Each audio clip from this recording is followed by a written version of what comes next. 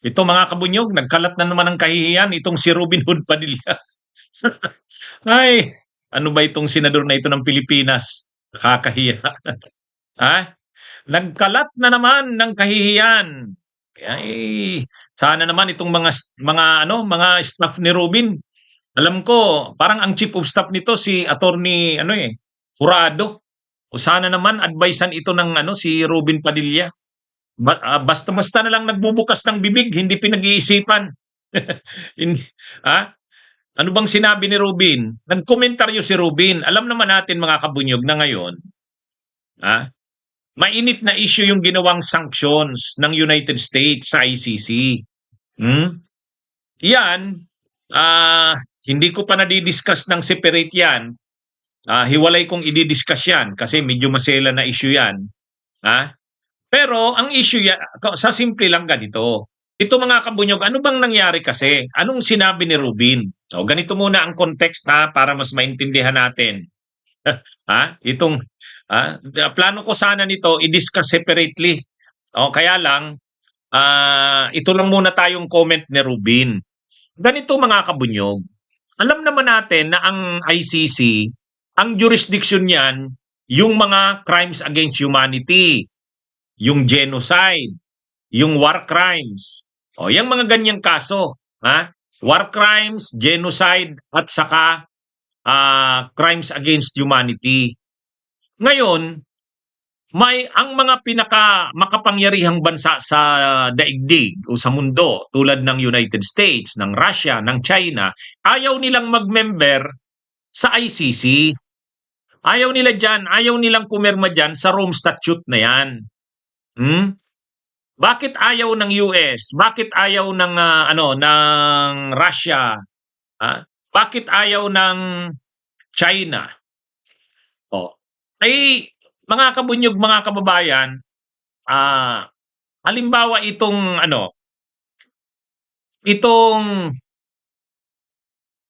ginagawa ng Russia, itong ginagawa ng Russia sa Ukraine. Umabot na sa punto na ang Russia, mga kabunyog, pinagkukuha yung mga bata sa Ukraine, dinala sa Russia. Bawal na yun. Bawal na yun. Crimes against humanity na yun. Crimes against humanity. Nangingidnap ka na ng mga bata. At pwedeng sabihin na war crimes din yun. So alam ng Russia na posible siya bilang makapangyarihang bansa, marami siyang alam ng mga makapangyarihang bansa na ito na mai-involve sila sa mga gera. Mai-involve sila sa mga panghihimasok sa mga bansa. Halimbawa ang US. Ang US, pumasok yan sa Iraq, pumasok sa Afghanistan, pumasok sa Syria. Ang Russia din, pumasok ng Ukraine. Ang China naman, alam naman natin ang ginagawa ngayon ng China. So, alam nitong mga bansang ito, US, Russia, China, na posibleng sa ginagawa nila na pagpasok sa mga bansa, posible silang makasuhan ng crimes against humanity, war crimes, o kaya genocide. Kaya ang ginawa nila, hindi na sila nag-member dyan sa ICC. Kasi para silang kumuha niya ng martilyong ipupukpok sa ulo nila. So yan ang ginawa ng US, saka ng China, saka ng Russia. Kaya nga 'di ba ngayon si Putin ay may warrant of arrest sa US ay sa ICC. Yung isa pang official ng Russia kasama rin sa may warrant of arrest. Ayaw ng Russia ng ganyan. Ayaw ng China, ng US at saka ng Russia na makakasuhan sila sa ICC dahil sa ginagawa nila. So para hindi sila magkaroon ng problema sa ICC, hindi na lang sila nag-member diyan. Ngayon, anong naging problema? Di ba aliado ng US ang Israel. So nagka-problema rin ang Israel kasi na-involve ang Israel sa marami ng mga nabibiktima sa Gaza. Totoo, yung mga Muslim extremist, yung mga Islamic extremist, yung mga Hamas, inatake ang Israel noong October 7. Gumanti ang Israel. Kaya lang ang pagganti ng Israel, talagang ano, grabe. Ano talaga, grabe na ang namamatay. Parang 70,000 na yata, karamihan mga bata. So, yung si Netanyahu, inimbestigahan ng ICC. Ganon din yung commander ng Hamas. Pareho sila, yung Hamas at saka yung Israel, pareho inimbestigahan ng ICC. Kaya ngayon, si Netanyahu may warrant of arrest na rin sa ICC. Ay syempre, kaalyado ng US ang Israel, si Trump, kaalyado ang Israel, ang ginawa ng US, nag-sanction. Ibig sabihin ng sanction, yung ICC, kasama na yung mga judges nito at mga prosecutors, kung mayroon man silang mga transaction sa US, bawal na yon. Ibig sabihin, hindi sila makakapunta sa US, ang mga judges ng ICC at saka yung mga prosecutors ng ICC, nakasanction sila. Hindi rin sila makakagamit ng mga bangko ng US, hindi sila makakakuha ng visa doon. At yan yung tinatawag na US sanctions. Ngayon, kung titingnan, parang wala namang parang wala namang problema sa mga judges ng ICC at saka mga prosecutors. Sasabihin lang naman nila, hindi naman kami pupunta ng US, wala namang problema yan. Kaya lang, may kumakalat ngayon na video ni Judge Luz Carranza. Kung naaalala ninyo, si Judge Luz Carranza, siya yung presiding judge ng appeals chamber ng ICC. Siya yung nag-preside doon sa pagbaba ng desisyon kay Duterte na denied yung kanyang interim release. Si Judge Luz Ibanez Carranza. Siya ay Peruvian, ibig sabihin taga Peru. Ngayon, mayroong video yon si Judge Carranza. Ang video niya, sinasabi niya, medyo nalulungkot kami dito sa sanctions ng US sa amin sa ICC kasi nararamdaman na namin. Yun ang sinasabi ng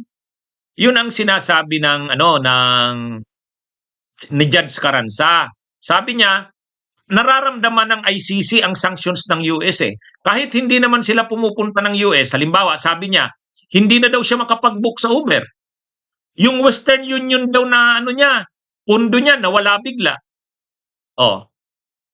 Yung mga anak niya raw, pati pala yung sanctions nag-i-extend sa immediate family. Yung anak niya daw na professional, nahihirapan mag-practice ng kanyang profession.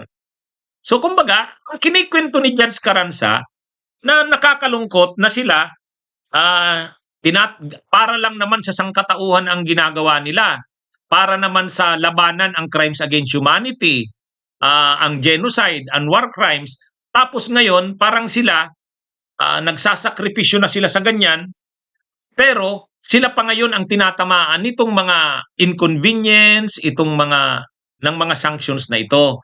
Yan ang kinikwento ni Judge Carranza. Ngayon, tuwang-tuwa ang mga DDS. Tuwang-tuwa. Pati si Robin Padilla, tuwang-tuwa.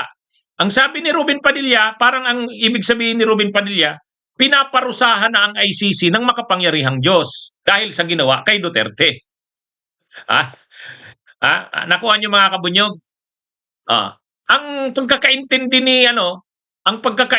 ni Robin Padilla, pinaparusahan na ngayon ng ICC yung mga judges at prosecutors sa ginawa nila kay Duterte. Mga kabunyog. Kaya ano ito?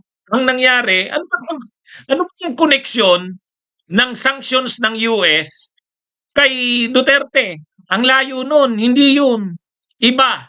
Ang sanctions ng US ay tungkol sa Israel at tungkol sa mga officials ng US na posibleng makasuhan sa ICC. So yun yung issue doon, hindi tungkol kay Duterte.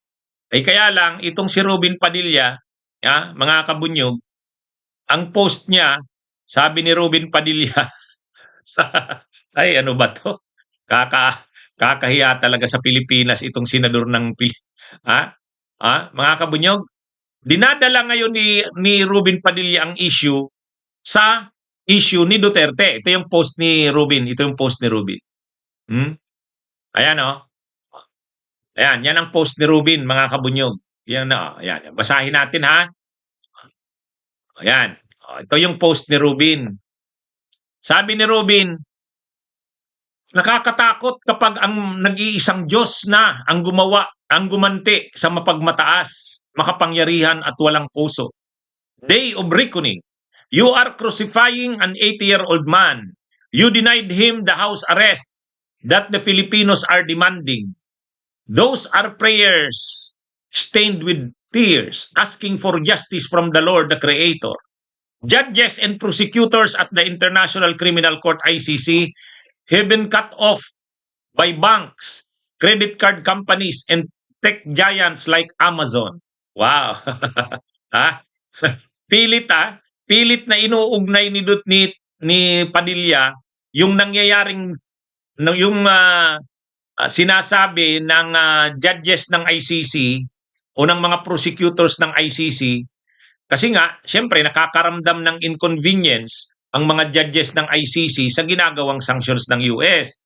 Napanood ko yung sinabi ni Judge Carranza, sabi niya, sana hindi gawin ito kasi linalabanan natin ang crimes against humanity, ang war crimes, ang genocide.